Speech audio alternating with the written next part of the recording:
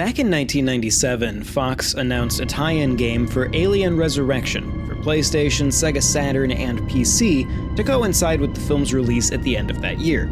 It was being developed by Argonaut Games, fresh off of a 3-game partnership with Nintendo that culminated in the cancellation of Star Fox 2. Unfortunately, Alien Resurrection would turn out to be even more of a headache. It would go through years of development hell, shifting genres multiple times and losing 2 out of its 3 target platforms.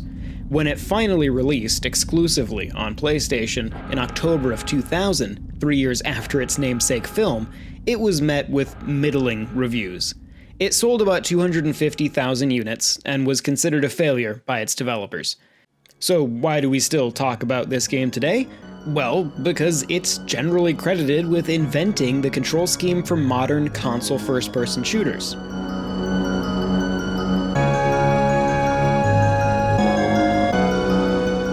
Howdy everybody, John Rairdin here for the Video Game History Foundation. One of my favorite elements of studying video game history is stumbling into those key moments that sort of rippled out throughout the industry going forward. What I found is that a lot of the time, those moments didn't come in a major tentpole release, but rather in the game that was just sort of ignored, but clearly sparked the imagination of another developer down the line. In Alien Resurrection's case, while it's widely regarded as the origin point of the modern dual analog control scheme for first-person shooters, that design wouldn't be popularized until it was used by Halo Combat Evolved a year later. When discussing Alien Resurrection and its control scheme, one thing that constantly comes up is a quote from GameSpot's review, in which the reviewer, Stephen Garrett, referred to the now ubiquitous control scheme as, quote, almost unplayably difficult to control and unreasonably hard to enjoy. The thing is, it's only ever that one review that gets quoted. I myself referenced this game's place in history in the intro to my video on the Eclipse demo, and was immediately questioned in the comments as to the accuracy of the claim. So today, I'd like you to join me on a little video game history research project. There are 2 questions I'd like us to try and answer. Was Alien Resurrection truly the origin point for dual analog first-person shooters? And did critics of the time really dislike this control scheme? Now, one thing that I won't be doing today, largely just for the sake of time, is digging into the full development history of this game. If you're interested, I'd recommend Lewis White's The Making of Alien Resurrection PS1 on Eurogamer. It's a great in-depth breakdown complete with some comments from the original developers. For our purposes, we're just gonna skip straight to the end of the story. By the end of 1998, the game had already been rebooted once, since it initially entered development in 1996. It had started as a top-down shooter before becoming a fully 3D third-person action game, but nobody was happy with it. We actually have a few nice screenshots of this third-person version in our archive as part of our GamePro Press CD collection. The shift to a first-person shooter was something of a last-ditch effort to save the game around the start of 1999. According to lead artist Mike Wilson, the control scheme was born of a relationship directly between the QA team at Fox and Argonaut's own coding team, specifically crediting tester Ben Forth. Now, at this time, first-person shooters on consoles had not caught on to nearly the degree they had in the PC space.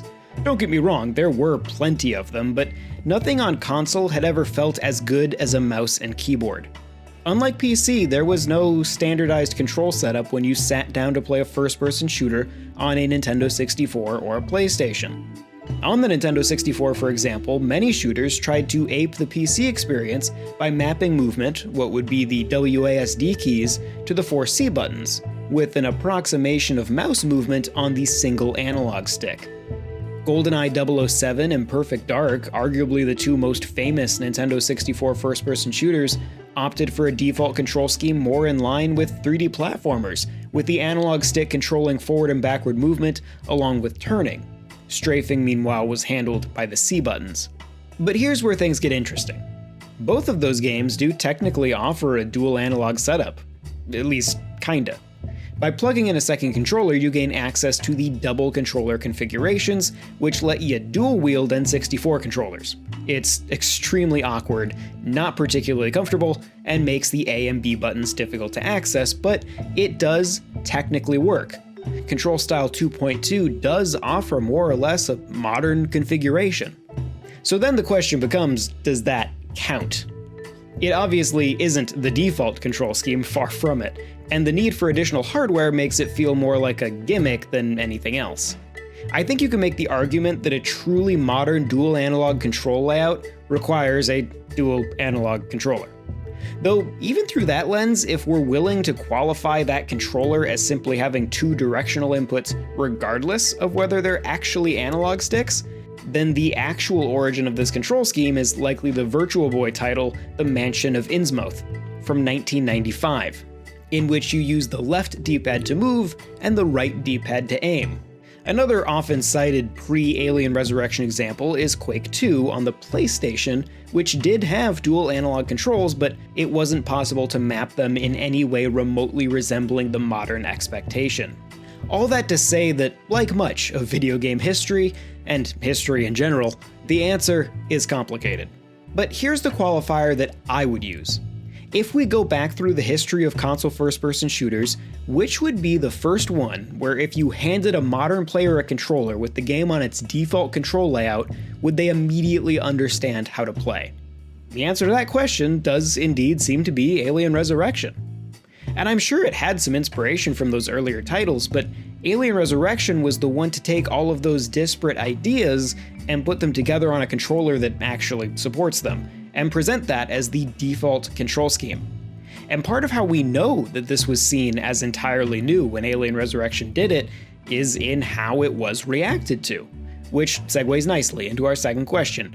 What was the actual reaction to this controller scheme at the time? As I mentioned earlier, the GameSpot review is generally the one that's brought up, and I'll admit, it's pretty funny, given that the author is describing what we would today see as a perfectly normal control configuration from a perspective of abject horror.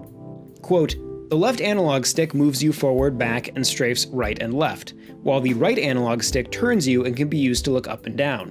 Too often you'll turn to face a foe and find that your weapon is aimed at the floor or ceiling, while the alien gleefully hacks away at your midsection." Now, here's the thing, if I can give Stephen Garrett some credit. I think a large part of what he's referring to here is less the configuration itself, though that's certainly part of it, and more the sensitivity. So while yes, it's a funny quote, there is some legitimate critique here that would be addressed by future games using this control method. But let's see what other reviewers thought at the time. IGN actually makes a similar complaint, aimed more at sensitivity than the control setup itself. Quote, "The problem isn't exactly the direct fault of the game itself. The DualShock and digital PlayStation controls are just not nearly as accurate as a PC mouse. For all its versatility, the DualShock is an inaccurate instrument. It has a naturally steep incident for motion sensing, meaning that the controller must be pulled a certain degree before it even engages. That's death for a game like this, where precision in attack is crucial to survival." End quote. So could it be that the issue all along has been the sensitivity of the controller rather than the control layout? For that, we'll need a whole bunch more reviews, so I've pulled up our digital library at archive.gamehistory.org. Here I'll pull up the advanced search function and use the keyword Alien Resurrection, and I'll put it in quotes so that we're searching for the two words together and not just getting every single hit for the words Alien and Resurrection. Since we know the game released at the end of 2000 and we're looking for reviews, we can limit our year range. I am going to include 2001 in the mix, just for any late reviews that snuck in at the beginning of the following year. Then we can just sort by date and skip forward to when the game was actually released. Once we sort through mentions of the game and release schedules and a prominent full-page ad that crops up regularly, we're left with a great selection of reviews. Game Informer gave the game a 6 out of 10, saying, "After firing my first shot past the soldier's head and into the distance, I noticed it wasn't fear that made me miss so horribly, it was the game not responding as I would have liked it to. The control scheme is nearly impossible to manage." End quote. The reviewer goes on to say that every thrill in this game is dampened by the unconventional control scheme. Next Gen gave it 2 out of 5 stars, saying, "If you use a DualShock controller, the game offers literally a dozen different control schemes, but none of them work very well given the lightning-fast reaction time an alien popping up behind you requires." Official PlayStation Magazine was just slightly higher at a 3 out of 5. First off, let me make it clear that you need the PlayStation mouse to play this game. No, seriously, if you don't have the mouse, it's almost not even worth bothering. With the controller, it's just far too difficult to aim. Oh, right, I suppose it is worth mentioning that Alien Resurrection also supported the PlayStation Mouse, which most reviewers, at least those who had access to this particular peripheral, agreed was the better way to play. In fact, it almost seems like the mouse played a significant role in how much some of the reviewers liked the game, because not all of the reviews are particularly negative. One of the most positive came from PSM, who awarded the game a 7 out of 10. Not a groundbreaking score, but certainly not a bad one by any means. In fact, it never mentions the controls beyond a call out to the mouse being the best way to play in their summary. GamePro actually goes a step further, not just omitting mention of the controls, but actually calling them out as a high point. The review starts off by saying that Alien Resurrection is, quote, a step up from the Alien trilogy in many respects, especially control-wise, end quote. Later in the review, they praise both the customizability of the DualShock controls in addition to the support for the PlayStation Mouse. Ultimately, for their scored categories, graphics, sound, control, and fun factor, Control is the highest score at a 4.5 out of 5. That's a pretty darn good score. Hey everybody, John from the future here. Sorry to interrupt. I just wanted to call out, I was showing this video to our founder, Frank Cifaldi, just to get his feedback on it, and he pointed out that 3 of the reviews that we've highlighted here are actually written by people who have contributed material to the Video Game History Foundation. Dan Amrich from GamePro, Stephen Frost from PSM, and Andrew Reiner from Game Informer. Without contributions like that, we couldn't do the work we do, so just wanted to take a moment to say thanks, fellas, and hope you've enjoyed seeing your work highlighted a little bit here. Anyway, back to the video. So if we consolidate all of this together, we can come up with a few general conclusions. One is, of course, that video game reviews are subjective opinions and that games journalists are just human beings with individual thoughts and preferences. But overall, while there is certainly confusion around the new control layout, the complaint that most of these reviews make is about aiming. They reference the sensitivity being off or lament the absence of any auto-aim, which was very common in shooters at this time. In fact, auto-aim would eventually evolve into the somewhat less invasive aim assist seen in modern shooters. The mouse is highlighted as the best way to play, which makes sense, as mouse and keyboard was the one first-person shooter control layout that had been standardized at this point. What is fascinating is that if we take the critiques about the controls beyond the underlying confusion about a new layout, and then look at a game like Halo Combat Evolved, it makes a lot of sense why that game went over so much better when it comes to controls. Halo has significantly better calibrated stick sensitivity. In fact, it buffers the sensitivity depending on whether you're aiming at an enemy or not, making it easier to focus in as more precision becomes required. It seems pretty likely that those developers were able to learn a lot from the critiques made in these reviews and, as a result, turn a bold idea into something that truly worked. If we return to our initial questions, did Alien Resurrection invent modern console first-person shooter controls? By my qualifiers, yes. Obviously, we can see the rumblings in the years preceding, but Alien Resurrection was the game that put it all together in a way that is fully recognizable to a modern player, and it absolutely deserves credit for that. Did reviewers dislike the controls? Yes, many of them did, but perhaps not for the reasons that are often circulated.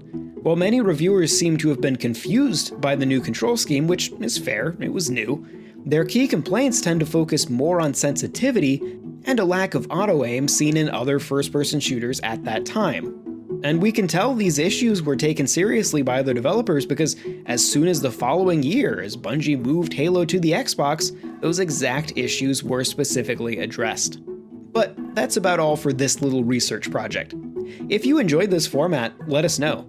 Something we're trying to explore here at the Video Game History Foundation is how to best help people learn how to do this sort of research yourself. Whether that's with our materials at archive.gamehistory.org or other trustworthy sources. Studying and teaching video game history isn't just about making massive discoveries, it's about things like this. Fact-checking what we think we know and using primary sources to put history in proper context.